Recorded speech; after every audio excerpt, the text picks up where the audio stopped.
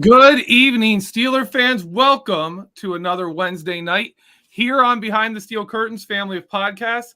And if it's Wednesday, it's time to turn our attention to the Steelers' upcoming opponent. That's what we do here on Know Your Enemy. I'm your host, Geoffrey Benedict. Here with me, as always, Shannon White. Shannon, how are you doing tonight? I'm just ready to talk some football. I'm excited about Thanksgiving tomorrow. Absolutely. Here to help us analyze our Steelers' upcoming opponents, our Colts insider from Bleav in Colts, Lawrence Owen. Lawrence, how are you doing tonight? I'm doing pretty well, man. Appreciate you having me on. All right, so the big question I have to ask is going on is the Jeff Saturday hiring. How has that gone over with Colts fans? I mean, we saw the national reaction of people just in disbelief that he was hired for this job with almost no NFL experience in coaching. Obviously, plenty of NFL experience.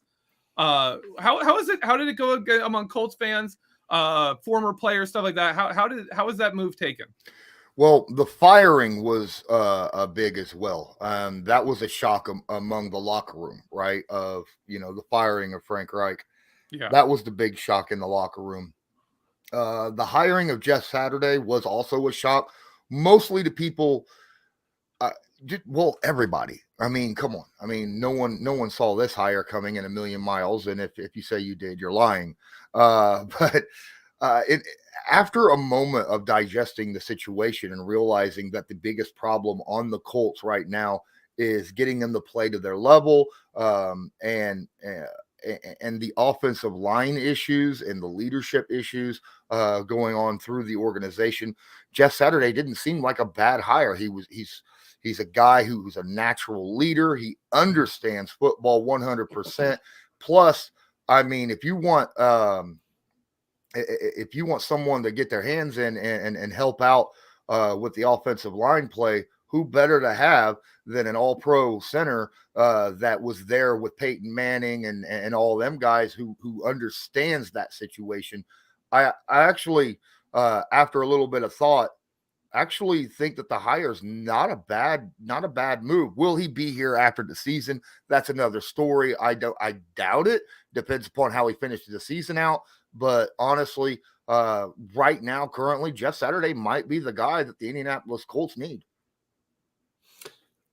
It's everybody's fantasy to have a former great, franchise great take over and start coaching the team. Every time, the team starts doing bad, you're like, Ben Roethlisberger would be a great offensive coordinator for the Steelers.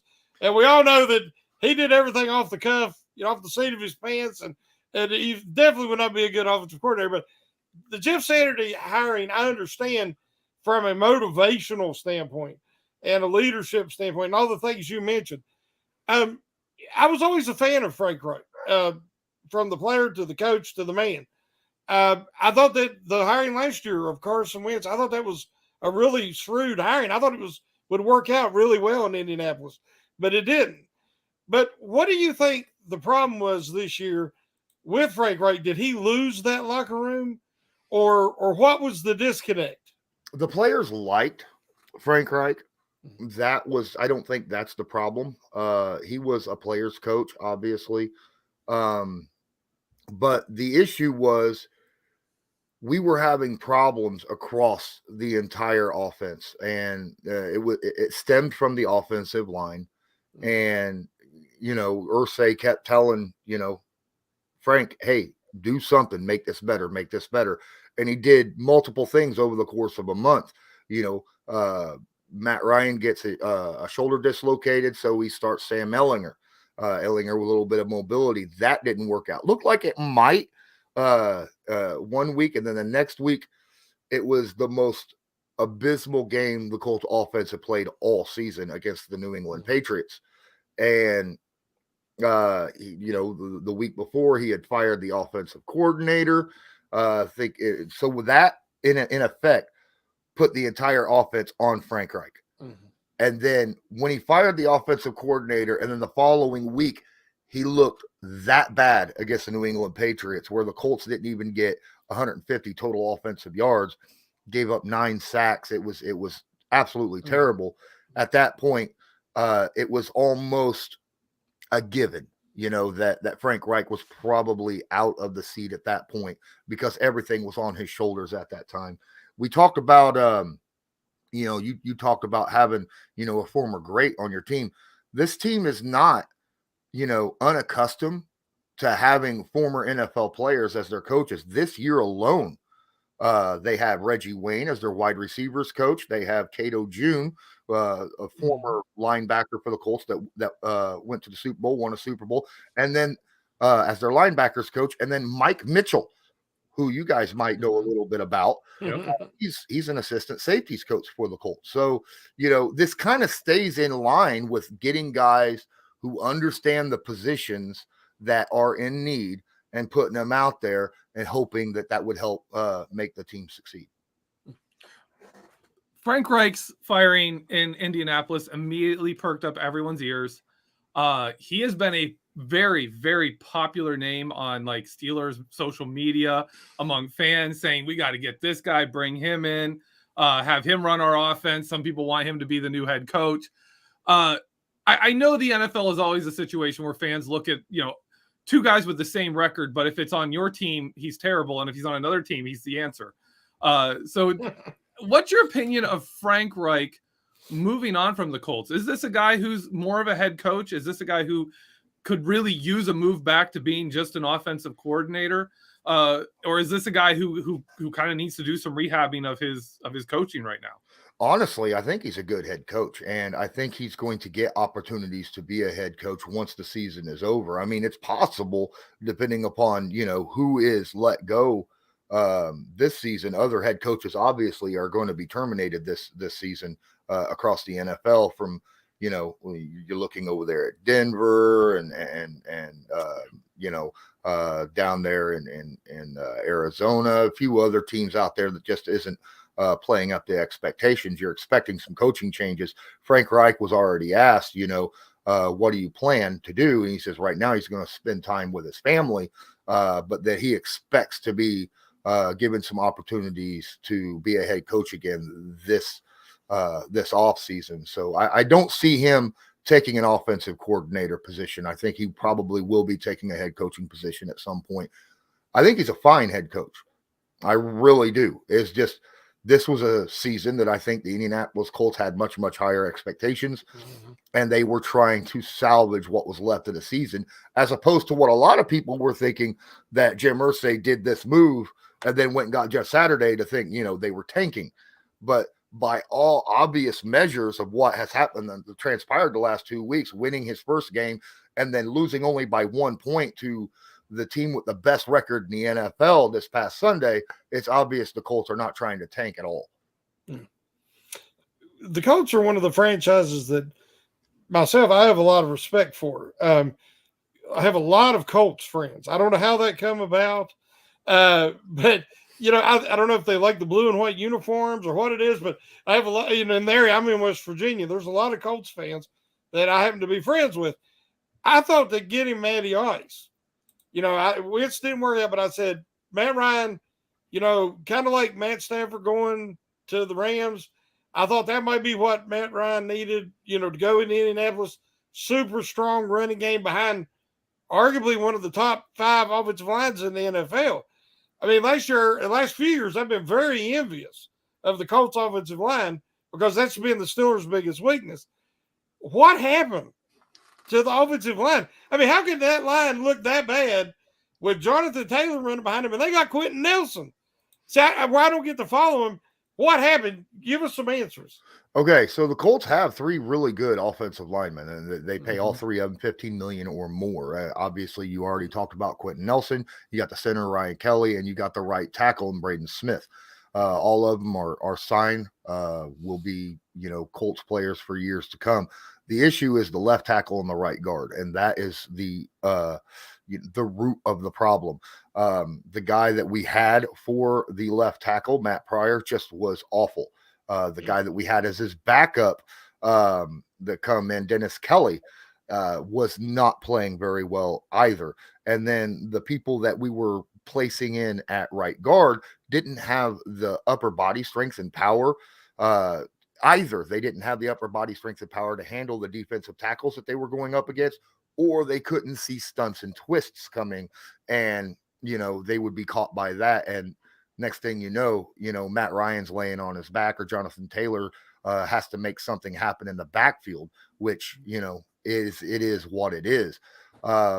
Jeff Saturdays came in and he said, look, this is what we're going to do.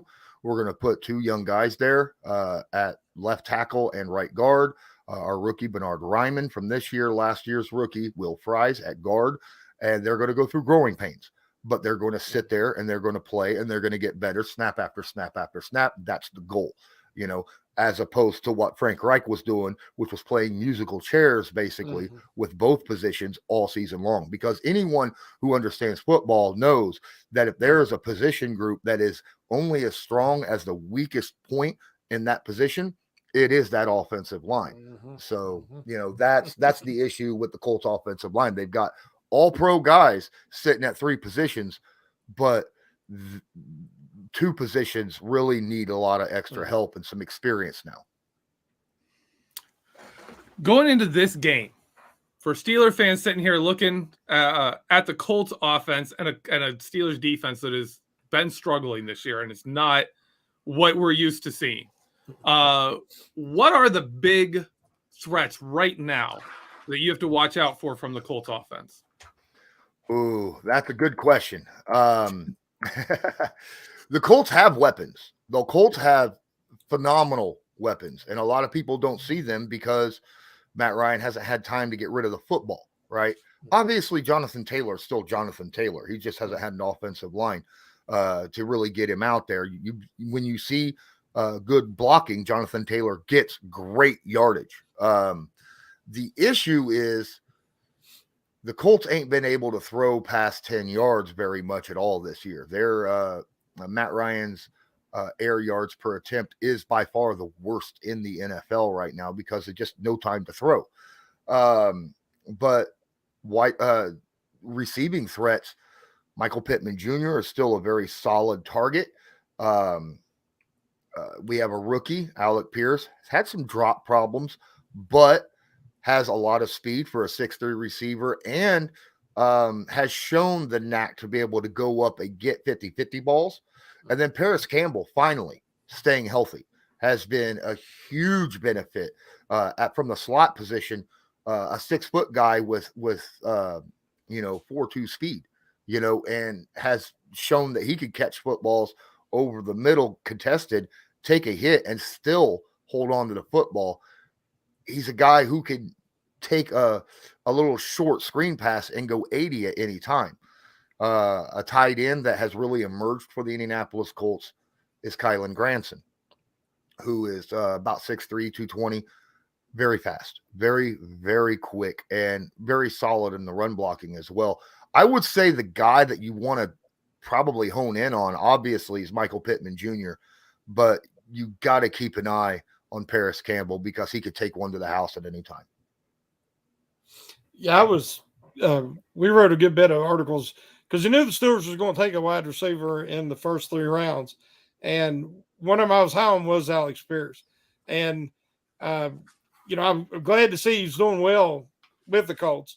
As you said, he's not getting a lot of opportunities, but, he's made some big plays, especially to the end of games. And when Ellinger was in there, I said, oh, Pierce is going to disappear. But now that Ryan's back in, he's getting some opportunities. But on the defensive side, the Colts we talked about before the show were looking really strong, especially against the run. And you look at how much time Shaquille Leonard's missed. Now, there's a guy that, again, was on the Steelers' wish list.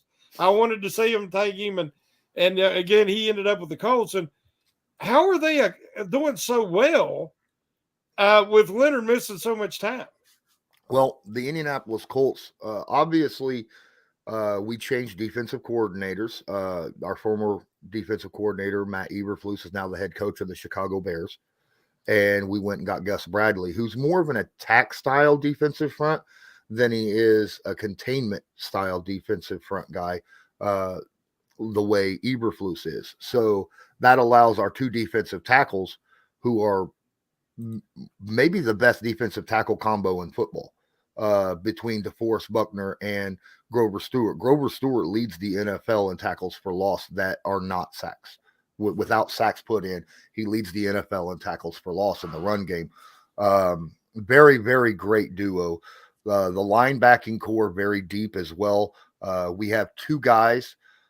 Two of our linebackers are in the top 10 in the NFL in tackles, including the guy taking over Darius Shaquille Leonard's position. Zaire Franklin leads the NFL in tackles, so that helps out a lot. And then our secondary has just been absolutely phenomenal, between Kenny Moore the second, Stephon Gilmore's came over, has shown that he's still that, Gilly Lock from years ago.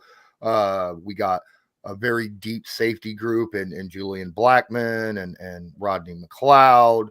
And we got a rookie, Rodney Thomas, and Nick Cross, two rookies backing up a couple veterans. The defense is very, very deep overall, and that is why the defense has played so darn well this season, even with the loss of Shaquille Leonard. The big thing that we've noticed with Shaquille Leonard being out is the massive drop-off in turnovers, though. We don't get the turnovers that we used to get with Leonard. We're able to stop people from getting total yards and scores and touchdowns and stuff like that, but we're not getting the turnovers. I mean, Shaquille Leonard had a hand in 15 turnovers last season. That's ridiculous. So far this year, the Colts don't even have that many. I don't even think they have half that total, as a team. So that's a situation where you obviously see the drop off with Shaquille missing due to his back neck injuries that he's had. You talked about the two tackles. The Colts have a really good full front four with Yannick Ngakoue. I was born in Michigan, huge fan of Kwity Paye. He's looked like he's turned a corner and really stepped up his game. Is that the strength of the defense? Because Steeler fans, we know what that front four can do when it's really good. And just even if they're not always producing stats, the amount of time they caught off the quarterback's pocket time, all of that. How good is this front four? And is this really the driving force of the Colts defense? Oh yeah. Every Colts player that I've talked to has stated how important that front four has been this year. For everything, whether it's, containing the quarterback, getting to the running backs, things of that nature, getting pressure on the quarterback to help them cover things of that. It's been absolutely phenomenal. And the thing is, it's the depth that has really helped. Obviously, having four, guys up there on the line who could play at a very high level is great, but depth is so important. When you could have a guy like DeForest Buckner play only 70 or 80% of the snaps, don't have to be out there, 90-95% of the snaps. That allows that your best players to be able to stay fresh all game long and play at a high level, even late in the fourth quarter. I think that is a lot of the key, not just, the quality of the starters, but the quality of the depth pieces they have across that defensive line. I don't know how familiar you are with the Steelers, but the Steelers really struggle. The offensive line struggles with talented interior defensive linemen. And as you said, the Colts have two. So when the season, at the beginning of the year, when we're looking at the schedules, I was like, we didn't know what the Steelers offensive line was going to look like yet. But going back to the last few years, and the Steelers defense interior offensive line is a little stronger now on the the right side, but they still do struggle with, that kind of talent. That is to me is going to be the matchup to watch. The key, because the Steelers is so important that they can move the ball and run the ball effectively between the tackles. Everything is built off that. And looking at this matchup with the Colts defense against the run, especially with them two tackles, it could be bad. That being said, I wanted the Steelers to go after Gilmore if the price was anywhere realistic, because the Steelers, this defense would look so different with a cornerback one, a true cornerback one. What kind of impact? How big of an impact does he had for the Colts so far this season?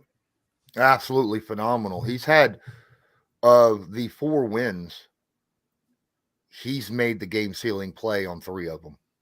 Right, whether it's an interception or a pass breakup, to end the drive and win the game for the Indianapolis Colts. Stephon Gilmore's been absolutely phenomenal coming in for the Indianapolis Colts this season, and I was incredibly happy with that hire. Actually, the fact that he comes in on this deal where he's only making about $10 million a year, and he's got a 2 year, so he'll be here next year as well, and that's great considering the level of play that you're getting from a number 1 lockdown corner.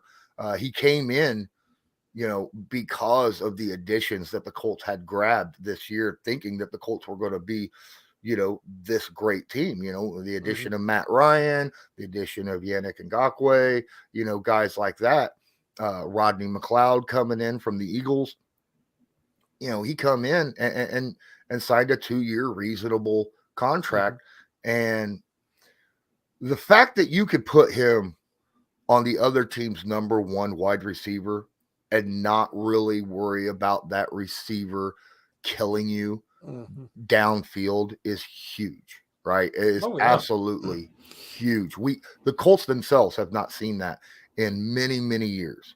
And this year has just been one of those years like, well, Gilmore's on AJ. He ain't getting 60 yards this game.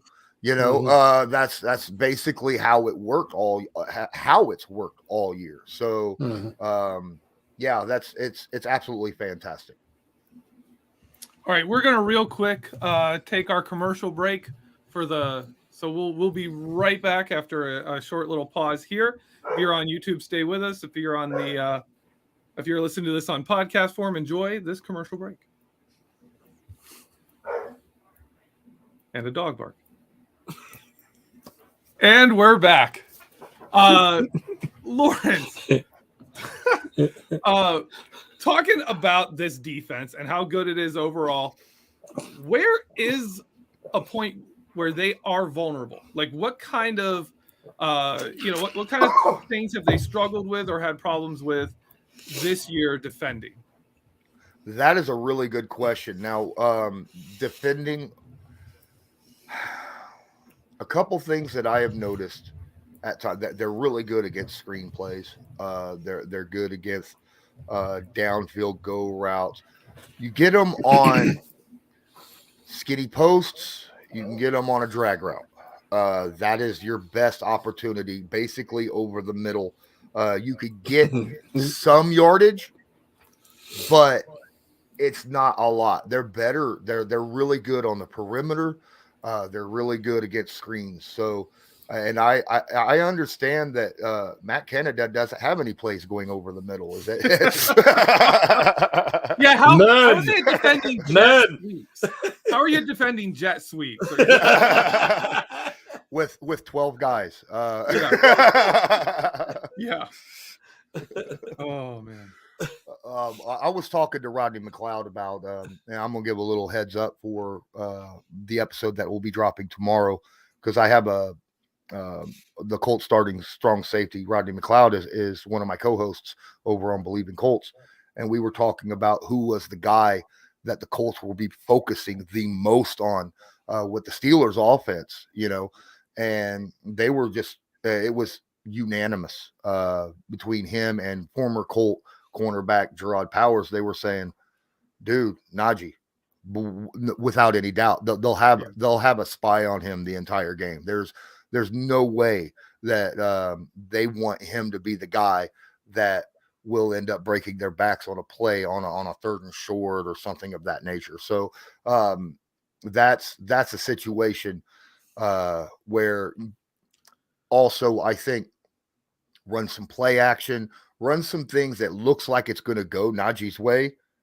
and then maybe go like looking a safety off towards Najee or something, and then go a different direction. That might actually help a little bit as well. Okay. The way the AFC is this year, there's a couple teams that seem to be separated from the pack with the Bills and the Chiefs, and then it's kind of open. There's opportunity. There was a lot of people saying, "Oh, the Steelers can beat the Bengals and go to 4-7. 4-6. They're still in the hunt," which I've thought for a while that it's been a rebuilding season, and now I think more people are starting to see that. But the Colts, they do have an opportunity, like they went on a run last year. This is a common thing for the Colts to win multiple games in a row, and if they do that, they're right back in it. And so I think that even though they lost to the Eagles, watching that game, it was just the Eagles destroyed the Steelers. It wasn't even fair. They should have called it, if it had been a softball game, it's the mercy rule. But the Colts had every opportunity to win that game, and the missed field goal and a couple of things ended up killing them in the end. Do you think that the Colts and the fan base really got a breath of maybe encouragement or motivation for the rest of the season, even though they did lose? Oh yeah. Well, first off, the Colts led that game the first 97% of the game. Yeah. They gave up. They were leading at one point by 2 scores right up until the fourth quarter, late in the fourth quarter, right? When they scored a touchdown, and then they went and they got the other touchdown. That they didn't take the lead until a minute and a half left of the game, right? That's hugely encouraging. The Colts fought their butts off in that game against, again, could arguably be the best team in the NFC right now. They have the best record in the NFL. So yeah, definitely. Even with a loss, sometimes you walk out of that with a little bit of encouragement, You're muted there, Geoffrey. Sorry. Where do you think this Colts team is heading? Is this a team that's ready to make a push to maybe make this season a little bit more meaningful? Or are we really looking at a team that's like, you know what, if things had gone right, we would have been there, and now we're just looking to really build for next year? Well, there's still 7 games left. Yeah. And in the playoff race, they're 10th. They're 7th playoff spots, so they're 3 spots out. They definitely have a chance to be able to get in there and still make the playoffs. I think they might be able to get in with 9 wins because they have that tie, right? Yeah. That's the only opportunity that they have. The only way a 9-win team gets in the playoffs is if they have a tie to go along with it. Yeah. And I think they have a shot at that, but they could only lose 1 more game and end up being 9-7-1 this season. So they really have to really put forth. The Colts know that, the players, the coaches, everybody knows that situation. The only way they're going to win is if the offensive line plays well. When the offensive line is able to play well, then Matt Ryan is able to play well, and Jonathan Taylor is able to play well. Because, come on.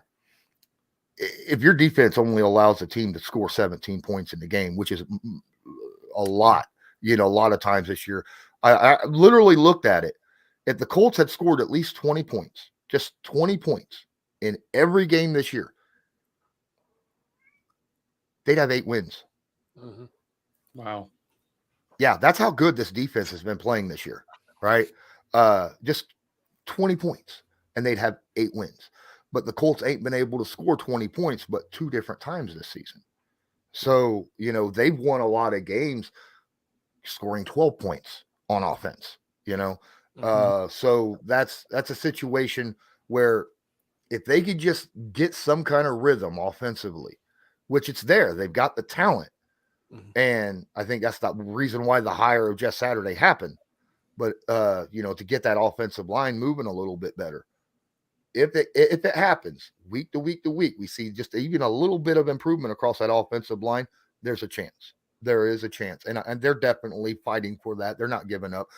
Well, a couple years ago, the Colts started out 1-5 and made the playoffs. As you were talking about earlier, they can go on runs. They've known for that. I think is to the novice fan, you just look at the records at this point in the year, and you're like, somebody's like, "Oh, the Steelers, at least they can beat the Colts, and they can be like this." I'm like, you ain't been watching the Colts. I mean, you haven't seen that defense, and you haven't seen why they've been losing. And I couldn't answer that because I didn't know what was going on with the offensive line, because I know how dominant they have been and are capable of being. The Steelers are a very young team. In an obvious rebuild, and people didn't want to accept that. The Colts were built to win now.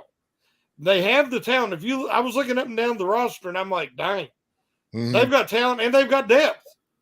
So if they can get in, there's always a team that sneaks in. If they can get in, they ain't going to be a mercy killing in that first round, the wild card. If they get in, they're going to be a tough out.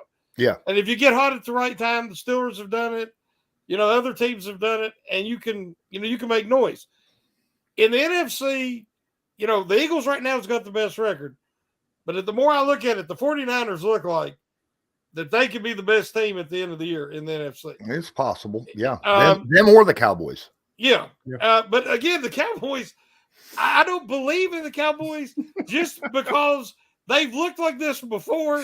And then, you know what I'm saying? And it's just, so I just, but the Niners, they're like the Colts, they have a tendency of getting better as the year goes on. And then they're hitting on all cylinders in the playoffs. And I look at the AFC, and the Colts look like it to me. Because, like you said, if that offensive line and the talent's there, you got 3 top guys. If you can solidify those other 2 positions, that's a scary team. So, finally, with Saturday in there now, what kind of impact do you see him having, not just on the offensive line, but on the him bringing that? I mean, you see the difference in the way they're playing, in the effort level and the intensity, and he's not doing it at rah-rah, screaming on the sidelines.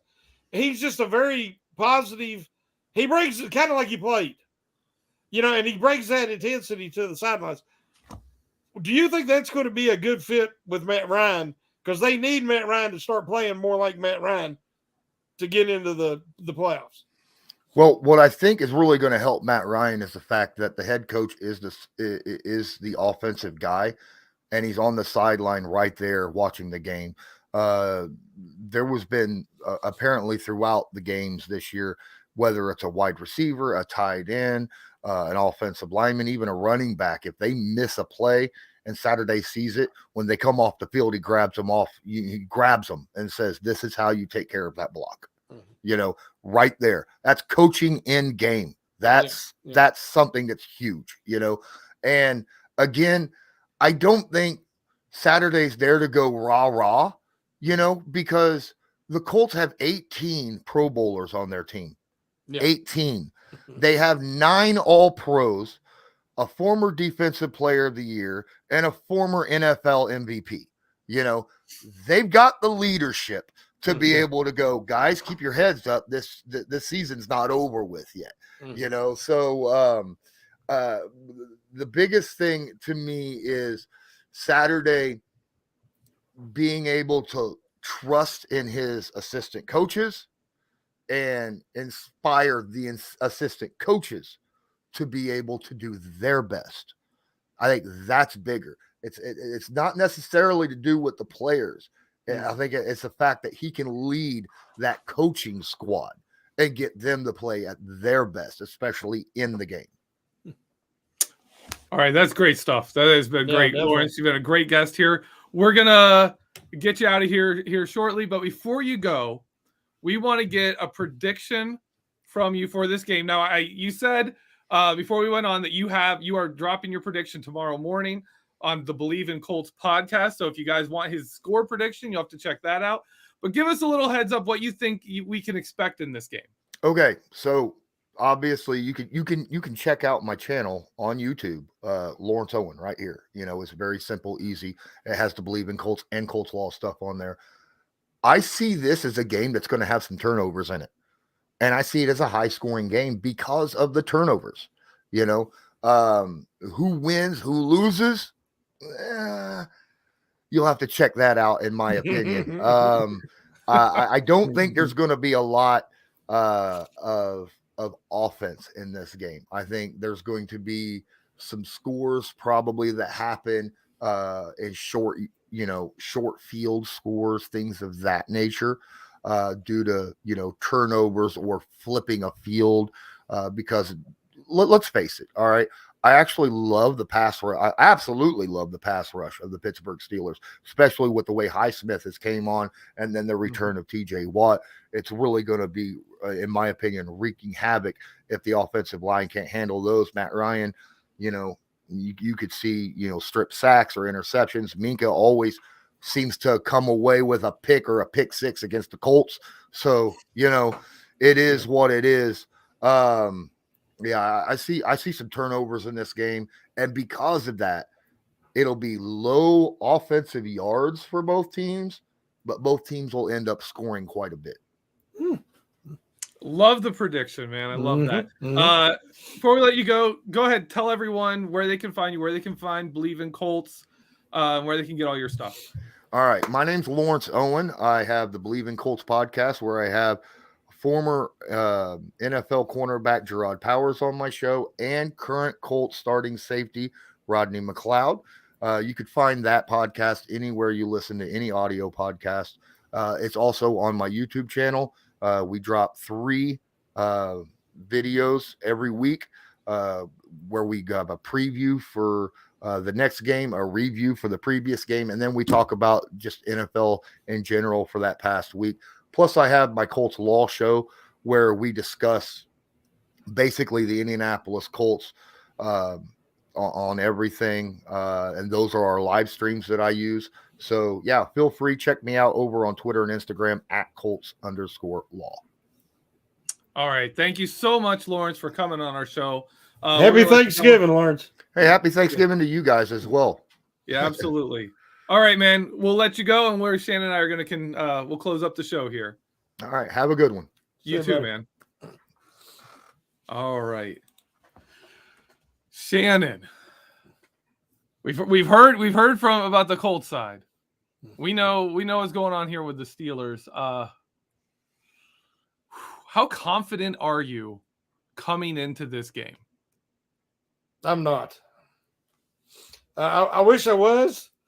I'm not. I wasn't as confident last week as you was, and and I understood why you were confident last week, and how but I did pick them to lose, and it's hard for me to do. But I'm trying to be honest, and the situation being as is, and as I was talking to Lawrence, their defense is just. I expected them to be a top 5 unit this year. And there's been a few issues, Darius Leonard getting hurt, or Shaquille Leonard is what he wants to be called. But with him being out, they haven't missed a beat. And they're losing games not because of their defense, it's because of their offense. And they have so much talent up and down the roster, proven guys, experience, and they're built to win now, whereas the Steelers are the youngest offense in the NFL, the least expensive offense in the NFL.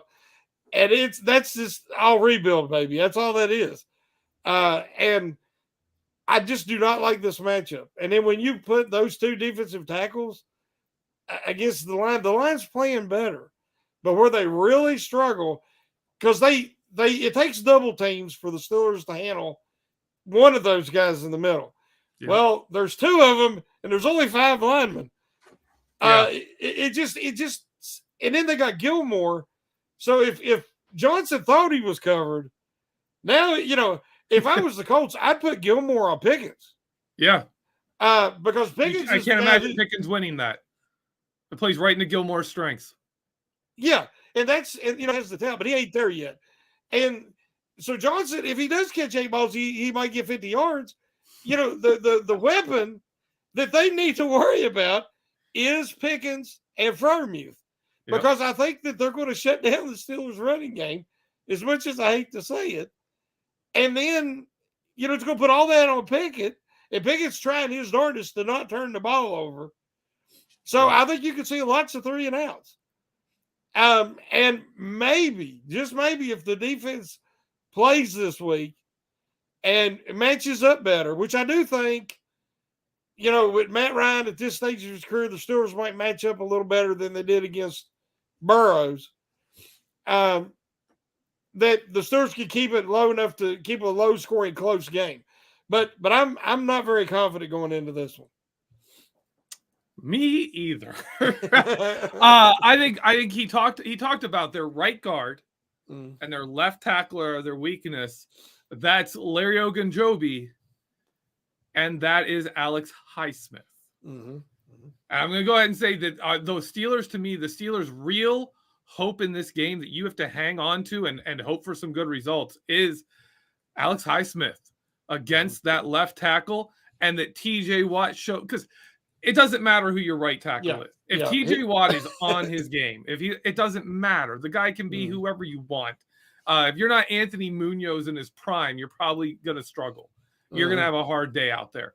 So for me, Alex Highsmith, we need that man to have a phenomenal game for us to even have a chance here, in my opinion. Like he said, they have talented receivers.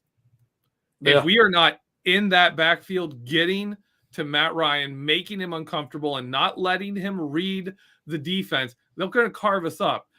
The whole Bengals game, we lost that. 37 points against the Bengals was largely due to the fact that they were able to play and hang with TJ Watt and Alex Highsmith and keep those guys largely in check and give Joe Burrow enough time to get the ball out. Not a ton of time, but he had enough time. And if you give Matt Ryan that, we're going to have the same problem. He'll pick apart that secondary. Those defensive backs are not that good. Arthur Millette. I mean, I think they'll want to use Millette to try to help against Jonathan Taylor. Mm-hmm. But Arthur Millette matched up against Paris Campbell is not a good matchup. Nope. Matched up against any of the 3 wide receivers is not a good matchup. Again, the 2 things that stood out to me, Euro's Vertex article today, which was excellent, by the way. I was watching the replays and the clips, and I see the same thing when I was rewatching the game. The one play that Perrine caught that ball, the first touchdown, if you watch, everybody picked up a guy and went with the guy. Millette, who started out on the left hash, he kind of went back in a little bit of a zone-like, and then the play starts going that way. But right as it started going that way, he dove into the middle, went right past the offensive lineman that was 4 yards downfield, but there wasn't no penalty, which the Steelers get that constantly, the illegal man downfield. Where was Millette going? I've still, for the life of me, I even said it on the discussion thread. What was that man doing on that play? Because then it was just a stroll into the end zone. There was no resistance. Yep. Millette, these calls, these defensive coverages do not make sense. It's like they start out and then the offense makes an adjustment, or, a quarterback like Burrow at the line, and the Steelers don't adjust accordingly. But what Millette was doing on that play, I have no idea. Yeah. And one of the big problems we had in that game as well was speed, with T. Higgins going up against just lost his name, Levi Wallace. I was going to say Lawrence. I'm like, I know that was our guest name. Levi Wallace against Higgins. He's just getting run all over the place. He couldn't keep up with him. And this game, you've got, a guy with 4.3 speed. You got a guy with 4.4 speed.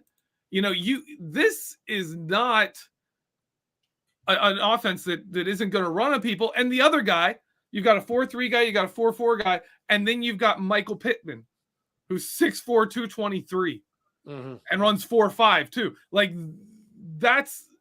we don't have good matchups here. Like Lawrence said, the pass rush has to get there. Has to. Matt Ryan, again, Ben knew all about it. You lose that mobility, and then you don't have the time to look down the field.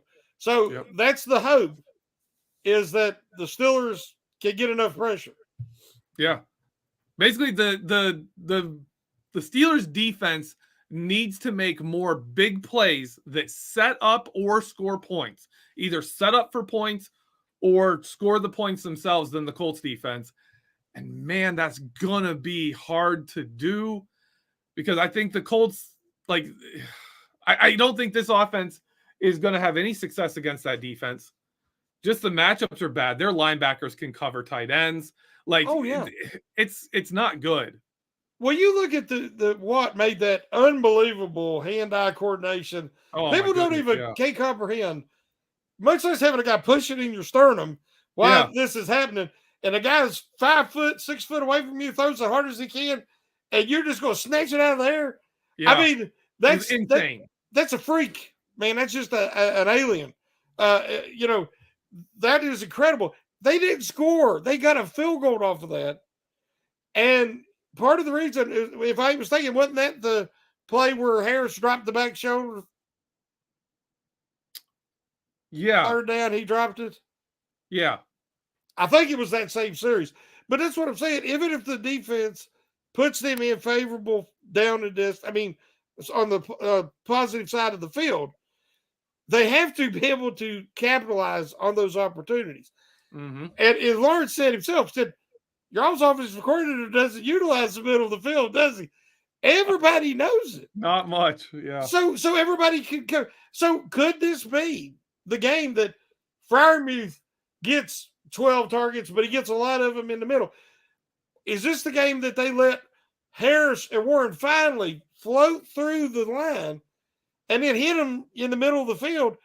That's 5-8 yards all the time. Teams do it to the Steelers constantly. You see it all over the NFL. The Steelers ain't doing that this year. I mean, they might hit them in the flat. They'll throw to the running back in the flat, but Harris ain't getting the reps he got last year. And, that Warren going out against the Bengals in that first half was huge because he converts so many of them third down opportunities. And so hopefully he's back this week, and, that will be huge, to help them in them third down situations. But like I said, just looking at the matchups, I'm not confident.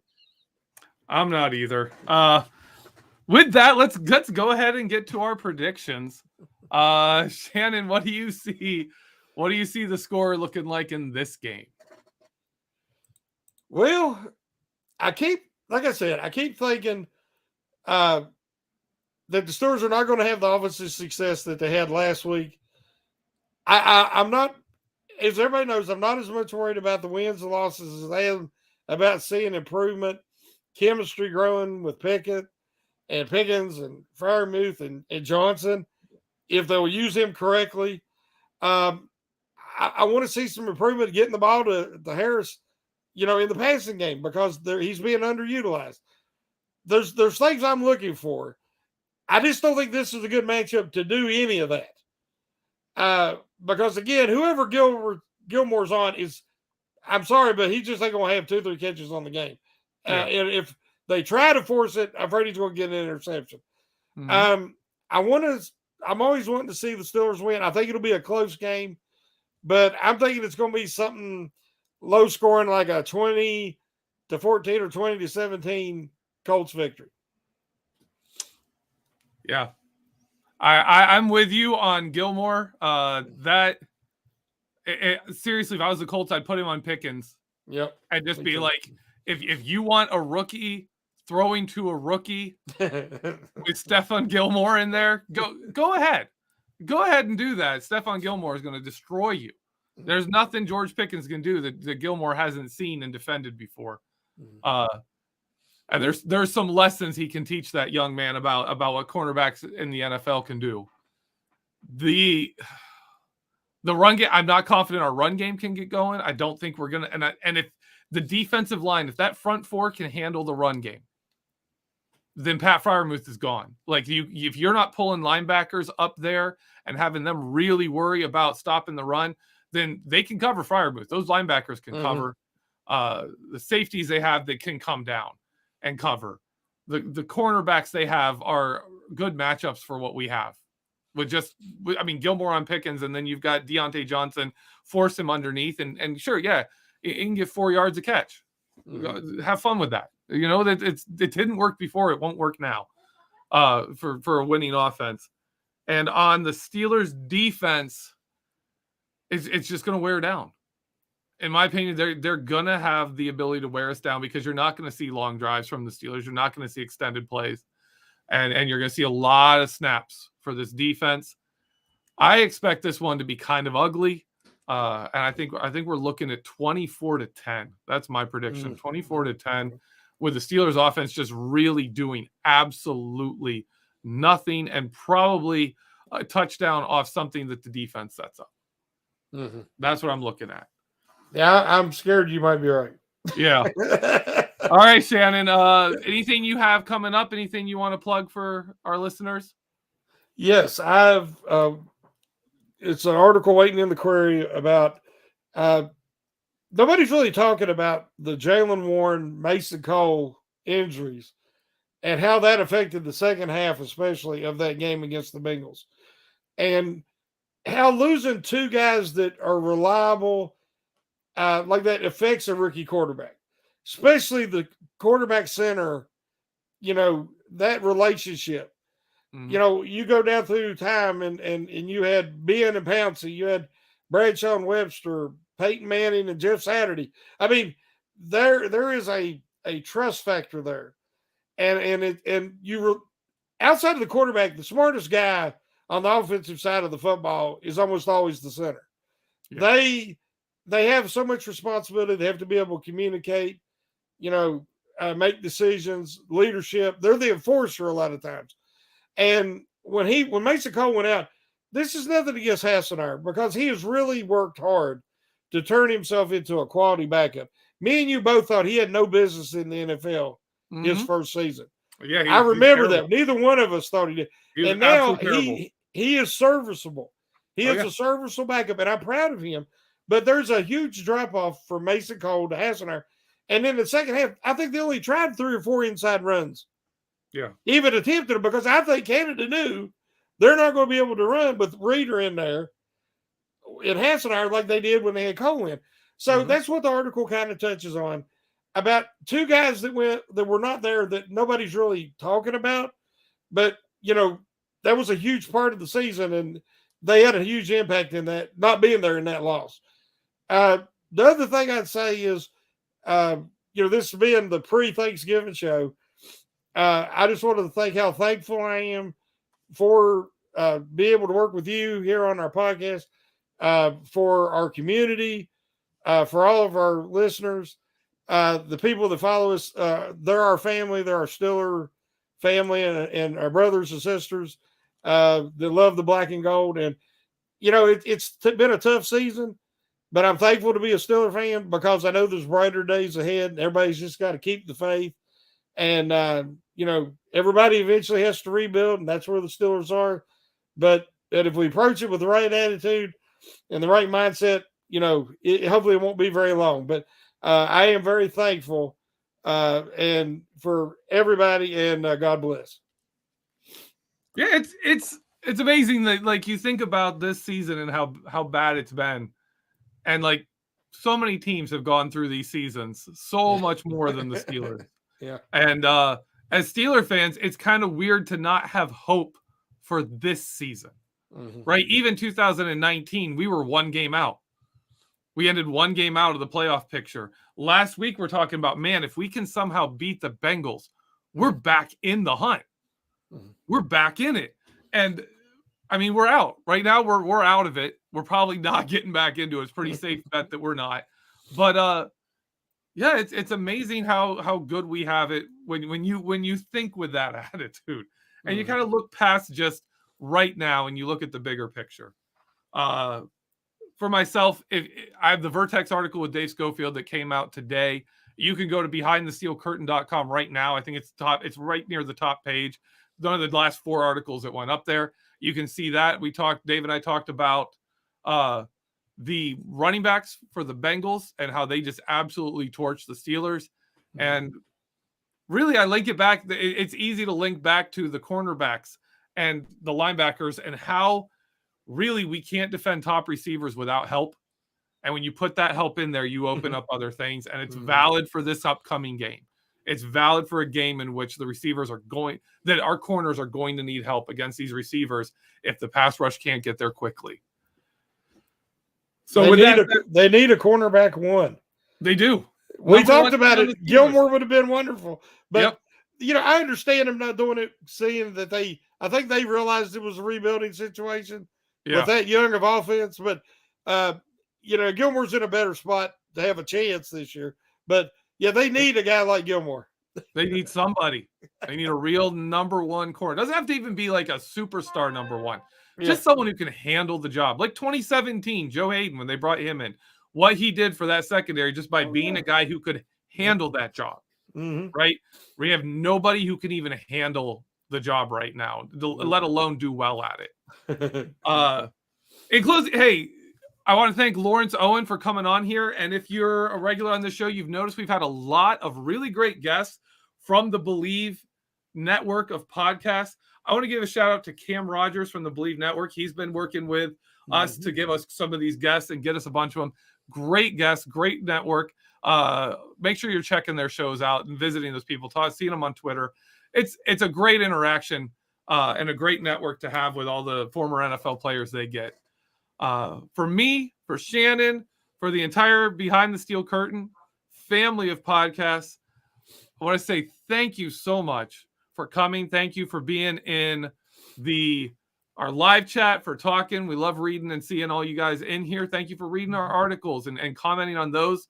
We love the discourse. I know Shannon and I are frequently in articles, writing and reading. I don't write as many comments as I used to, but I read almost all the comments in a lot of the articles. So definitely come in and engage and hang out with us. We like seeing you. We like having you around.